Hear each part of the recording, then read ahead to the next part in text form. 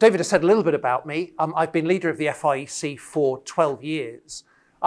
In terms of my experience, just so you know a little bit of my experience, I've primarily been a church planter. So over my ministry, I've planted 2 churches.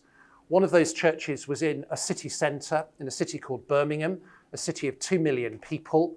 It was a church that had a ministry particularly to students and young people. We began with about 25 people, all of whom were pretty much under 25, except for me, who was 30.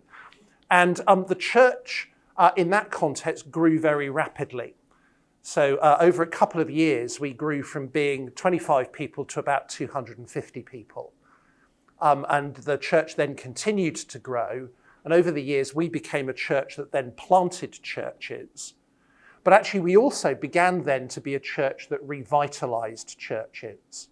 So in our city context, there were lots of sort of particularly declining brethren churches that sort of had aging congregations. And a number of us had been preaching in those churches. And over time, opportunities became available because we built relationships to revitalize those churches. So we sent leaders, we sent people to those churches. And at least 2 churches that would probably have died have now got thriving congregations because we were able to provide leadership and send people. And I was speaking at the church day away of one of those churches just last week, a church that was small and elderly and now has 150 people coming to it and has been revitalized for about sort of 7 years. So that's a really encouraging element there. The second church I planted was in the town I now live in, which is called Market Harborough. It's a small market town of about 25,000 people. We began a church with people who were commuting from the town to other churches in surrounding cities. And that church, it's been going for about 12 years, has been much harder to grow and much slower. Basically because there aren't any people between 18 and 25. It's a town where everybody leaves. I don't think that's me, that's you. It's a town, so I'm worried there. It's a town where everybody leaves when they reach 18 and they go to university. We've grown partly through a sort of a small number of conversions, but also through people moving to the town for jobs and for lifestyle when they have kids. So it's been a much harder context. And I think one of the things that has taught me is how important context is to church growth and expectations. When I moved from Birmingham to Market Harborough, I thought that planting a church would be the same, that we could begin, gather the people, and it would grow quickly. And I had to learn it wouldn't be like that. I found that pretty difficult because of the difference in context. I also led a church that did some revitalization. At one point in my ministry, I was a member of a brethren church that was in effect being revitalized. And I and various others were serving in the church. We were growing, we were drawing people in. But it became very difficult because the leaders of the church, even though it was growing, didn't want to change. Actually, what had happened was that the leaders of the church, and I didn't realize this, had a vision for becoming a much more charismatic church. And there was a point at which they told us, you're the wrong kind of people to have come. So even though the church was growing, they didn't want the change that would have been necessary. So I've been in that situation as well. So that's just a little bit of background of my ministry so you can know where I'm coming from. Let me just read from sort of God's word.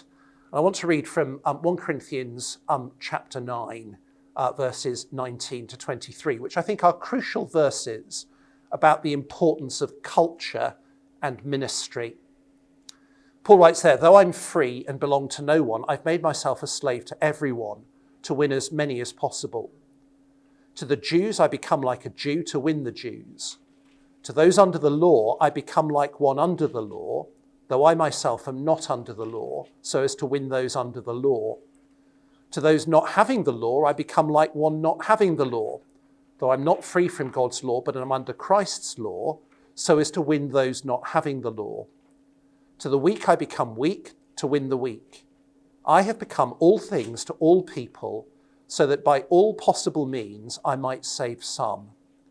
I do all this for the sake of the gospel, that I might share in its blessings. Those verses seem to me to emphasize the vital importance of culture for ministry and the vital importance of contextualizing the gospel. And we have to appreciate culture actually for all of gospel ministry. Understanding the culture is essential for pastoring and leading even a growing, thriving large church. It's essential to effective planting, and I think it's also essential for revitalisation. And so much of the way that we go about revitalisation, how we expect that to happen, what we think the results will be, very much depend on culture and understanding the culture in which we're ministering. And that's really the big thing I want to communicate, is that our method of revitalisation and our expectations of revitalisation need to take account of the culture. One of the reasons that I think that's so important is so much of the literature on church revitalisation comes from America. There's lots of American literature on church revitalisation. But I think America is a fundamentally different context from the situation of most of us in Europe. America is still a very religious country with, in some ways, a Christian background. Something like 28% of people in America identify as evangelicals. In America, there are large numbers of unchurched people who call themselves Christians or call themselves evangelical. And that means in America, in many situations, but not all, where you have a church revitalization, if a church is revitalized and, for example, there is new leadership, better music, better preaching, church is done better, and there's an attempt to connect with the community, often the church will grow quite quickly because there are people to draw on who are looking for a church or happy to come back into a church. In many cases in Europe, I think that simply isn't the case. So in many cases in Europe, church revitalization is often like church planting, only harder. With church planting, you have the privilege of starting from scratch, with no culture to overcome, no older leaders to replace, no traditions to overturn. That's why lots of people think church planting is easier. But there isn't a field of people who are ex-evangelicals or have drifted from church to kind of be gathered by simply doing ministry better. Does that make sense? And I think that's just the reality for church revitalization in Europe. It's therefore much harder and slower and likely to be smaller. Now, I think church revitalization is essential. It is an essential gospel strategy. Within my network of churches, we've grown over the last 20 years. And I think 20 years ago, and for 15 years, the major strategy was church planting, starting new churches, often with younger leaders who were culturally kind of more flexible. And so in many cities and larger towns, and it was often into larger cities and places with students and young people, new churches were planted that grew quickly. But we've realized in the last few years the vital importance of revitalizing. Most of the churches in our network are probably between 80 and 150 people. They're not big churches. We've got some large churches. Most are sort of medium-sized churches, but there are also lots of small churches. Something like 200 churches with less than 35 people. they're in communities that need the gospel. Often they have a building that's available to be used. And actually revitalisation has become a very significant strategy for gospel growth. So we've been had a staff member, I appointed a staff member to oversee revitalisation, and Jonathan has now taken on that role of caring for small churches. So we see revitalisation as a crucial part of our strategy, but we've learnt that we need to take account of the culture. So what is the cultural context of Europe for church revitalisation? And I think we need to take account of that big cultural situation in which we find ourselves. Now, I don't pretend to understand the culture in all your different places. And actually, one of the challenges is Europe doesn't have a single culture. There's actually a multiplicity of cultures that are overlapping in Europe. So I'm not an expert on all of the cultures. But I do think it's vital to grasp that Europe is very different, particularly to America. Essentially, much of Europe is post-Christian, and large parts of Europe are pre-evangelical, if I can put it that way. In other words, large parts of Europe are post-Christian. They used to be Christian. People were churchgoers, and there was a strong evangelical church. That would be my context in Britain. Britain has a strong evangelical history, but there has been massive church decline for 150 years. And so the result is that we are post-Christian, and the evangelical church is very small. In Britain today, there are probably no more than about 2 to 3% evangelical believers. There are 65 million people. So maybe 2 to 3. So it's a pretty small base. And that means to say there isn't a vast pool of people looking for good church. There aren't a vast pool of people who used to be in evangelical churches but have left them for some reason. And that's compounded by the fact that over the last 20 years, there's been a lot of church planting and a lot of new churches started. And people have been drawn into those new churches. So the challenge for revitalisation is that you're attempting to revitalise churches very often when there are other good churches that have been planted that people are going to. Does that make sense? And there isn't a vast pool of people to draw on. If you're in a city and there are millions of people, you can still gather a good number because there'll be, relatively speaking, quite a lot of Christians. But many revitalizations are in small communities, smaller towns, rural areas. And frankly, there aren't many people, let alone Christians. So the town that I'm in is about 25,000 people, which means on average, you would not expect more than 500 kind of Christians within that community. Many revitalizations are in areas that are far smaller than that. And that's the challenge that we find ourselves in. So it's a post-Christian context with a very small number of evangelicals. A recent survey in the UK said 48% of people identify as Christian, but the truth is they have no understanding what Christianity is. Only 7% of those would describe themselves as practicing Christians, which means they ever go to church. The majority of people, and increasingly amongst young people, they are secular, non-Christian, and they have what you might call a prejudice against evangelicalism. They have a negative view of evangelicals.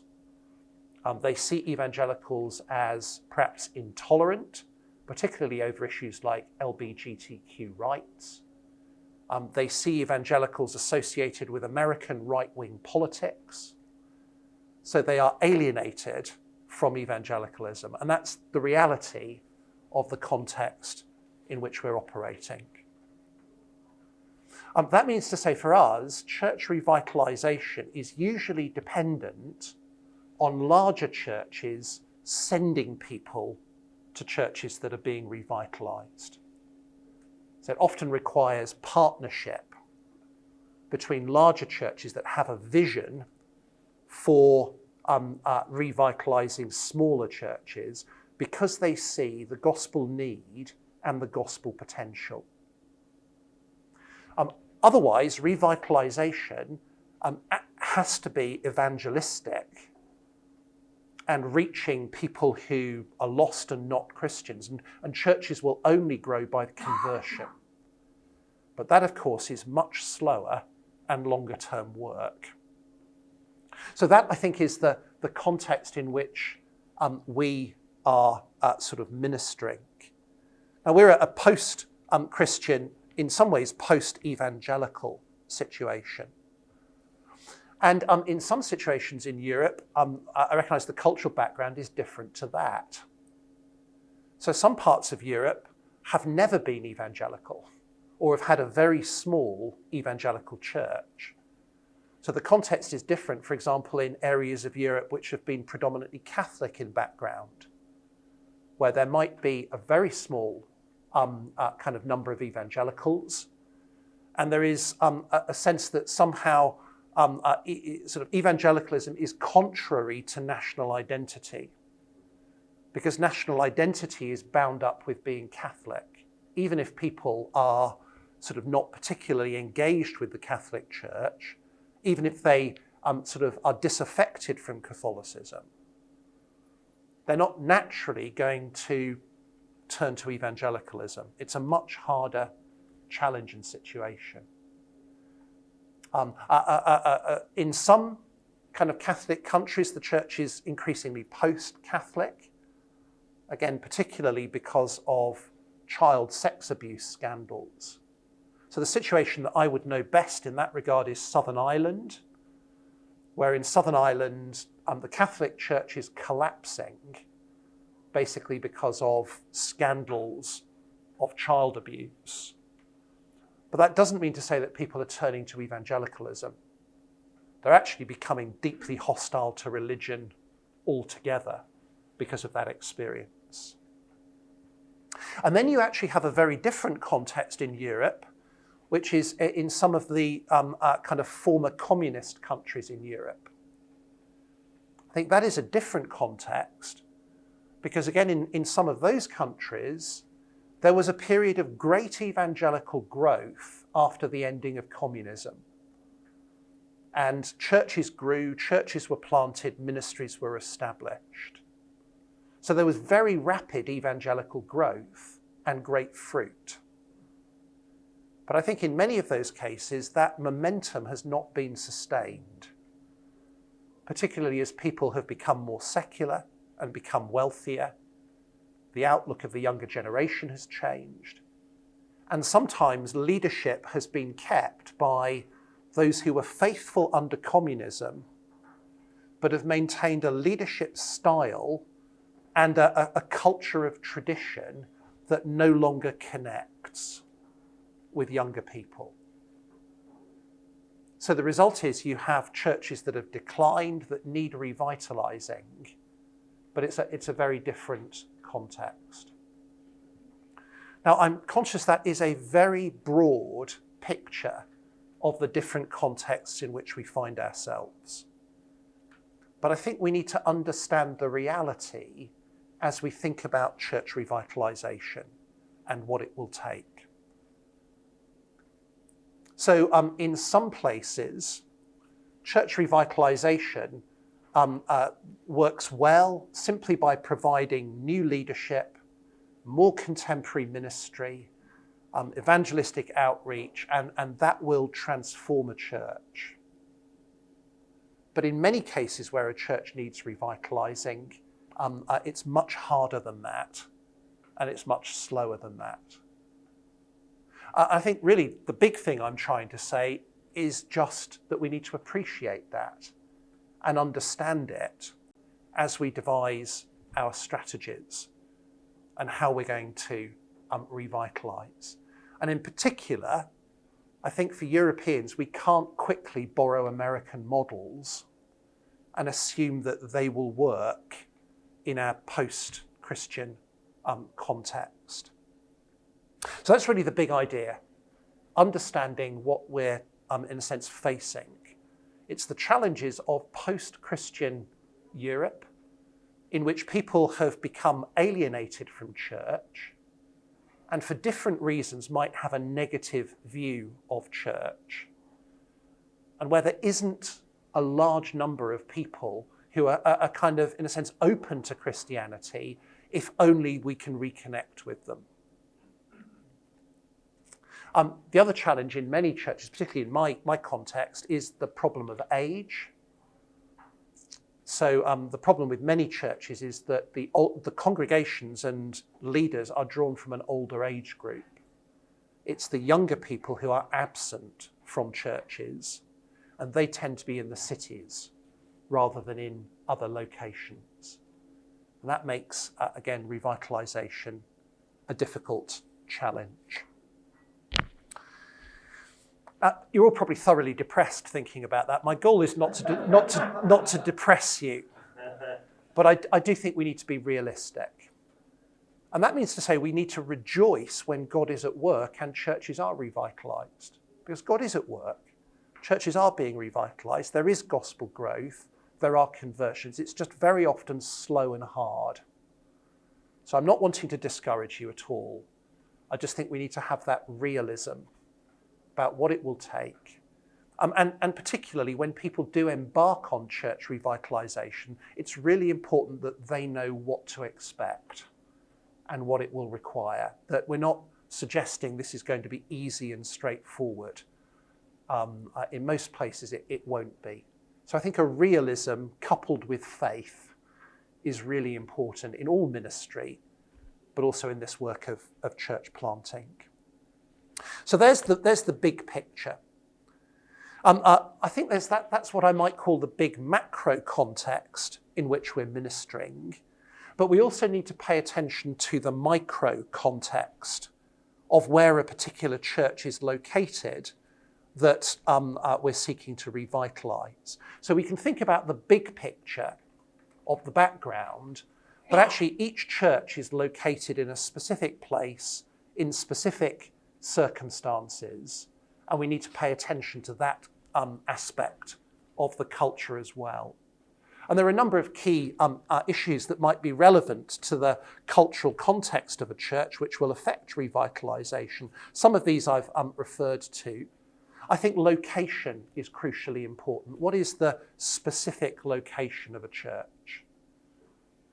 Because seeking to revitalise a church in a city where you have lots of people who are perhaps willing to travel to come to a church, that is very different from revitalising a church in a sort of a context of a small town, where maybe in a small town the population is stable, there aren't new people regularly moving in, and people know the community and they know the churches in the community. So in a city, you've got lots of people to draw from, and very often in cities, you've got lots of new people arriving all the time. And in that context, revitalisation is likely to look different from a situation where you're in a small town and you haven't got those new people, and you've got a much smaller pool. Even more if you're working in a rural context. And one of the things we're finding is it is incredibly difficult to sustain churches in rural contexts, just because of the very sort of small populations, very few of whom are believers. So in my country, there are lots and lots of villages. They've got chapels and churches in them that 150 years ago were full, but now they're not. It's partly just to do with the location and the fact that there aren't as many people there. So location is hugely important. And of course, the location will affect the particular culture. So in cities, people tend to be more progressive. They tend to be kind of more culturally sensitive, tend to be kind of younger. That will affect the nature of the ministry. One of the reasons that often churches in cities need revitalising is because they have an older leadership that has lost touch with the culture. They are sort of more traditional, more conservative in practice, and that doesn't connect with the city population. Many smaller towns are more conservative in culture. They're not as progressive. They're not the same as the city. People have a different outlook. They're not as cosmopolitan. The issues they're concerned about are not the same. And so certainly in Western Europe, you're actually beginning to see very different voting patterns in cities and in small towns and rural areas. Broadly speaking, cities, certainly in my context, tend to vote for more progressive, left-wing liberal parties, overwhelmingly. In small towns and rural areas, they tend to vote more for conservative, populist, traditional parties. That just reflects the different cultural context. And therefore, ministry will need to be contextualized. So, for example, a person who might be very able to revitalize a church in a city centre or a city context might be somebody younger. They might be somebody who is hip, trendy, cool, youthful. They may be very successful at revitalizing in a city. Put them in a small town and a village, and the church will not be revitalized. It's context. So it's not just the broader context, it's the specific context of where the church is located needs to be taken into account in revitalisation. The location, the demography, the age profile, the outlook of the people. And also the specific history of the church. So every church has its own unique individual culture, which is formed by its history. You know, who has been part of the church? What has the church done? What reputation with its community? All of those factors are crucially important. And I think maybe the important thing that I'm trying to say there is that means that in revitalisation, you can't simply have a single strategy that works everywhere. The strategy needs to be appropriate for the different places and the locations of the churches that takes account of the culture. How does that work out then in practice? What does this actually mean? Why is it important to think about culture? Well, I think that helps us, when we think about revitalisation, to think carefully about why a church needs revitalising. Actually, the first key in revitalisation, I think, is to understand why the church has declined and what is stopping it growing. So when we're engaged in church revitalisation, we're inherently thinking about churches that have declined or are not growing. Maybe they might have been growing and thriving works in the past, but they're not now. That's why we're thinking it needs revitalising. And you have to ask the question, why? Why does this church need to be revitalised? How has it got to this position? What's caused it to decline? And actually, I think it is at least in part to do often with cultural factors. The broader context for ministry. It may well just be that the church is smaller and has declined because all churches are smaller and have declined. That's part of the background decline of Christianity. but there may be more specific reasons why a particular church has declined. Very often, in my experience, church decline is often driven by a leadership weakness. Very often the reason why the church has declined is because a leadership has become older and less effective. Very often the leadership has not responded to changes in the wider culture. And they've kept a loyal group of people in the church, but have not reached new people. They've actually thought that being faithful has meant not changing. And the result is that the church has declined. Maybe the church has become in conflict with the culture and sees the culture as the enemy rather than seeking to win people with the gospel and recognizing the culture needs to change. So it's often leadership weakness. And actually, I think we do need to recognize that there are leaders who have been faithful, and it's difficult to adjust to cultural change. It's really hard for leaders to have to rethink how they do things in order to be effective in a different culture. So I'm not blaming leaders. One of the hardest things in ministry is to keep up with cultural development so that we can bring the gospel to bear in ways that are effective. But often it's leadership. It may well be a kind of a traditionalism in the way that things are done in the church. So the church might reflect a culture of the past so that people coming in feel they don't belong here. If people feel they're coming to a museum rather than a community that is relevant to them, the church will not grow. There are far too many churches that in the end are cultural museums that will tell you what life was like 30 years ago. They belong to a former culture. It's not quite the same, but it's kind of like visiting the equivalent of an Amish community.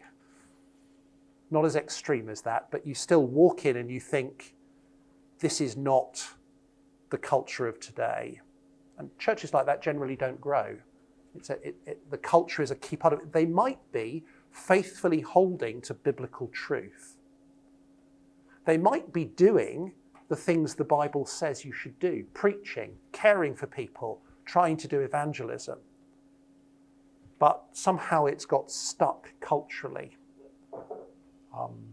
In a way, you might say in Bible terms, it's the equivalent of the church remaining Jewish in culture and failing to reach the Gentiles. One of the massive things in the New Testament is as the gospel went out from sort of Judea to the rest of the world, the culture needed to change. So people didn't walk into church and think, I'm joining Judaism. So the church had to learn not to worry about what food people ate, not to worry about whether they were circumcised or not to worry about whether they were meeting on the Sabbath. Those cultural things were not the heart of the gospel. And so there could be tremendous flexibility. So that's a key issue, of the culture. And those cultural barriers are barriers to evangelism and to growth. There may well be spiritual weakness in the church. It may well be that there is a loss of faith or a loss of doctrinal faithfulness. The church might have compromised, and that is causing growth. But another factor, again, that is cultural, that we need to bear in mind, is that it may well be the reason for the decline of a church is because of competitor churches that are doing a better job. Again, we need to be honest about that. Some churches have declined because people have chosen to go to other churches in the area that are more effective, that are more connected with the culture and that are growing. Again, we've seen that in particularly cities or in communities in which there are sort of a larger community in which there can be several churches. The reason a church might have declined is because somebody else has started a new church which is reaching people, or somebody else has revitalized a church and people will naturally go there. Now, at one level, we don't want churches to be competitive in that way, but it is a reality. And the reason why a church might have declined is because of that context. And therefore, that is going to impact on revitalisation and whether you can revitalise and how you can revitalise. So if the fundamental problem is there's another good church people are going to, actually it may be very difficult to revitalise. You can make it the revitalised church, you can actually do all of the things the good church people are going to are already doing, but it won't mean that people go to the church that's being revitalised because they're already somewhere else. That makes sense? In that situation, you may actually need a partnership with the competitor church so that they see the value of revitalising and they support it and they help make it happen because there's a good gospel reason to do it. You almost need the competitor church to be saying, for the sake of the gospel and reaching more people, this church needs to be revitalised and we'll help that. So I think the culture and the context is hugely important to why the church needs revitalising. If we understand the problem, then that means we're much better placed to think about how to help the church be revitalised. It follows from that that the other key, I think, help of thinking about the wider culture and cultural context is to have realistic expectations. Realistic expectations for those who are leading the revitalisation, and also realistic expectations for the congregation that are being revitalised. And what I mean by that is a sort of an awareness of what the scale of the challenge is, how quickly you can expect growth and change. So people will become disappointed and discouraged if we give them the impression that if only they engage in church revitalisation, suddenly their church will be full again in a short period. Often it's a long, slow work of revitalising and growing the church. It requires sustained commitment, financing, and often the thing that it needs most of all is leaders who are in it for the long term. Revitalisation requires leaders with real stickability. I think revitalisation, except outside of the big cities where effectively it's a plant in a building, in most cases it will require somebody who's prepared to minister in the same place faithfully for years and years to revitalise the church. It won't be quick. Often there won't be quick growth. The kind of thrusting younger entrepreneurial pastor is probably not going to be particularly effective in most revitalisations because they'll become discouraged by how slow it is. And in many revitalisations, it requires a real pastoral sensitivity and wisdom to be able to keep on board the people who are already in the church and to persuade them to be willing to change. They need to be drawn in to the changes rather than alienated by them. And that requires a certain level of maturity and skill to be able to lead cultural change. So I think expectations, what it will look like, what it will take, and also thinking through what is the norm for healthy churches in the particular context. So what do normal healthy churches in the particular country, in that kind of location, look like?